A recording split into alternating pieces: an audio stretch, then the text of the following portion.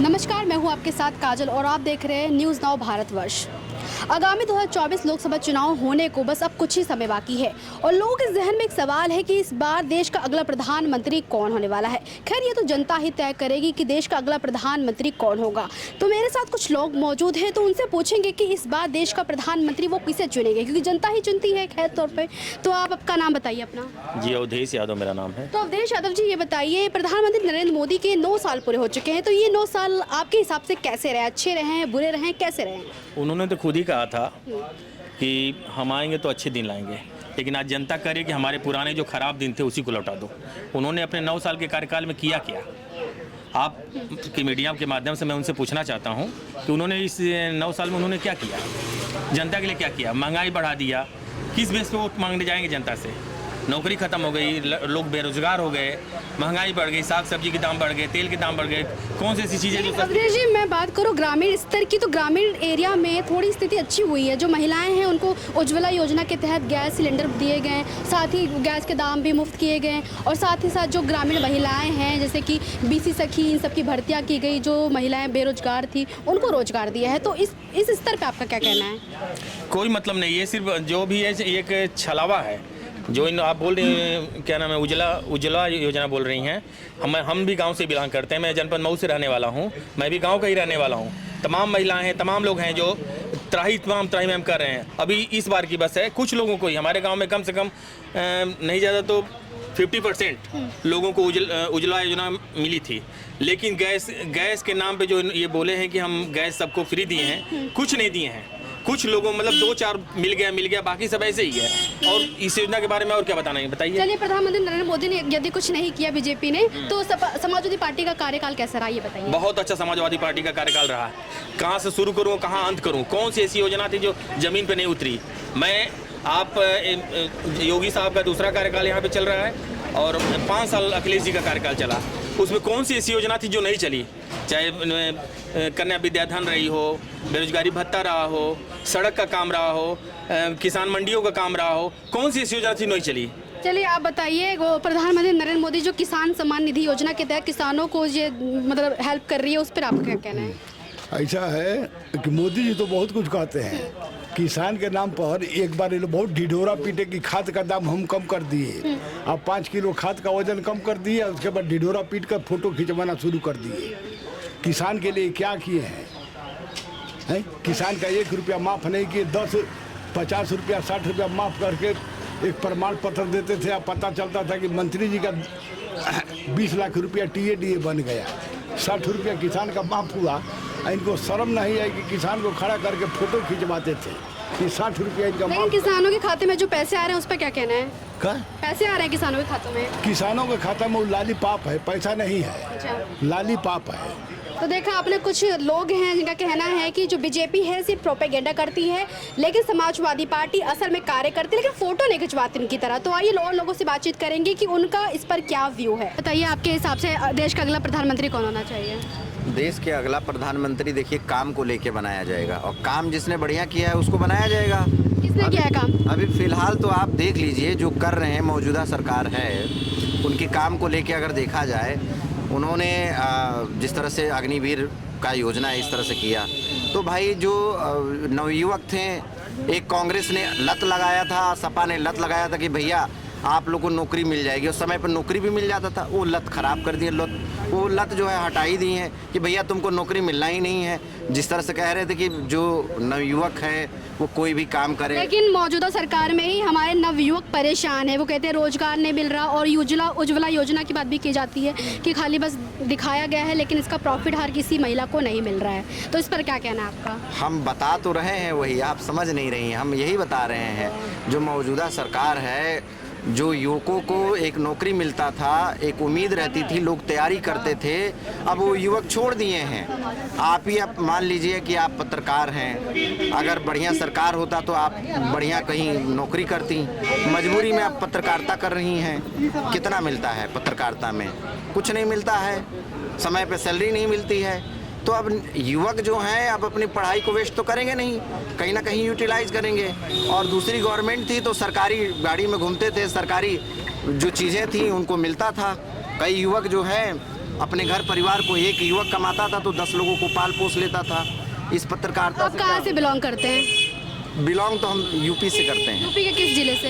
हम गोरखपुर से हैं। गोरखपुर से। हाँ। तो आपने देखा होगा किस तरह से मौजूदा सरकार ने ग्रामीण स्तर को सुधारते हुए महिलाओं को रोजगार दिया। बीसी सखी आपने सुना होगा, बीसी सखी, बैंकिंग सखी। आज भी बहुत से ऐसे गांव हैं जहां पर जो महिलाएं, आपने फीडबैक लिया है?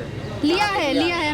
मैं खुद एक मतलब गांव से बिलोंग करती हूँ। इनसे मिला है? गांव से बिलोंग, गांव से ही गांव से बिलोंग, सुनिए मेरी बात। शहर जो है 70% गांव से आता है। शहर में जो लोग बसे हैं वो 70% गांव के हैं। आज यहाँ आके बढ़ गए हैं, आगे फल फूल गए हैं। सब गांव से, सब जमीनी लोग हैं, सब एक एक चीज जानते हैं क्या हो रहा है, क्या नहीं। गांव की जो महिलाएं हर एक गांव से एक बीसी सखी बनी है, काम कर रही हैं। उनके पास सैलरी नहीं मिल रहा, लेकिन कमीशन धरने पे बैठी हैं, सैलरी पे हाँ। तो ऐसी सैलरी से क्या मतलब है?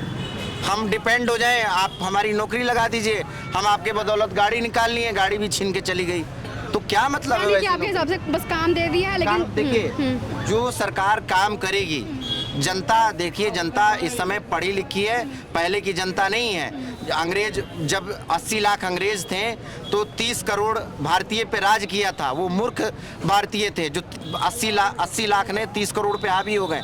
अब ये जनता जो है पढ़ी लिखी है। अब जिस तरह से सरकार चाहेगी कि हम अपने मतलब से चला ले, किसी को बैला फुसला ले, तो अब होने वाला। आप बताइए, आपके हिसाब से देश का अगला प्रधानमंत्री कौन होना चाहिए? देखिए 9 साल से आप क्या देख रहे हैं? शिक्षा, रोजगार, स्वास्थ्य, सुरक्षा, नौकरियां, महंगाई, इस पर क्या कभी सरकार ने बात की है?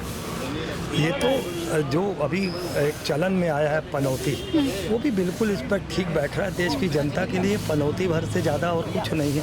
9.5 साल से हम हर ज़रूरत की चीज़ों से महरूम हैं, हमें महरूम रखा जा रहा है। हम कहीं ना कहीं आपने जैसे कि पनौती की बात की, इन दिनों काफ़ी एक वीडियो सोशल मीडिया पे वायरल हो रहा है कि इंडिया हार गई। इस पे पनौती मैं वहीं आ जाऊँगा, खुद ही आ जाऊँगा। भैया शांत रहें। देखिए 9 साल 10 साल बीत जाते हैं, जनता के हित में कोई बात नहीं करते हो। मैंने इसी को कहा। अब देखिए कहीं ना कहीं पनौती शब्द भी जोड़ता है कैसे? चंद्रयान 2 की असफलता या और कई ऐसे योजना हैं जो असफल रही है ना। तो कहीं ना कहीं आकर जब क्रिकेट मैच में आए तो भी वहाँ पर एक असफलता हमें देखने को मिली। और सबसे ज़्यादा शर्मनाक तो तब हुआ जब हम हार रहे थे तो देश का प्रधानमंत्री और गृह मंत्री हंस रहे थे। तीसरा और एक बड़ा अपराध नरेंद्र मोदी जैसे निर्लज्ज प्रधानमंत्री ने किया कि एक विधायक, वो एक क्रिकेट कप्तान और एक उप कप्तान को अपने कंधों पर, उनके कंधों पर हाथ धर के कह रहा है कि देश की जनता आपको देख रही है, मुस्कुराइए। कितना शर्मनाक बयान है प्रधानमंत्री का, कितना निर्लज्ज इंसान है। अभी आधा घंटा पहले ही हुए, अभी हारे हैं वो, और आप उनसे कह रहे हो हंसो, तो कितना हाथप्रद लगता है। आप इस पीड़ा से गुजर रहे हो, आप हार की पीड़ा से गुजर कर इधर आए हो। और ये एक प्रोपोगंडा सरकार है। इंडिया वर्सेस ऑस्ट्रेलिया मैच हुआ है, India versus Australia versus Bhajpa हुआ मैच, इंडिया का मैच नहीं हुआ है। ये प्रोपोगंडों की सरकार है। इसने पूरा उसको प्रोपोगंडा, जीत जाते तो देखिए क्या तैयारियां थी इनकी कि वो जो जर्सी है क्रिकेटर्स की उसकी पहनकर इनको जुलूस निकालना था और ये कप लेके घूमता। पूरी प्लानिंग थी भाजपा की, मगर कहीं ना कहीं उस पर पानी पड़ा। और पानी फिरा भी किसी के अपनी करनी के चलते, नरेंद्र मोदी की। ये नरेंद्र मोदी पनौती है। ये नरेंद्र मोदी देश की जनता के द्वारा चुने गए हैं, लेकिन पनौती एक शब्द जहाँ तक जनता के द्वारा सत्य साबित हो रहा है। एक बार चांस दिया, 2 बार दिया, तीसरी बार जनता नहीं देगी। मैं आपके चैनल के द्वारा सिद्ध करके बता देना चाहता हूँ।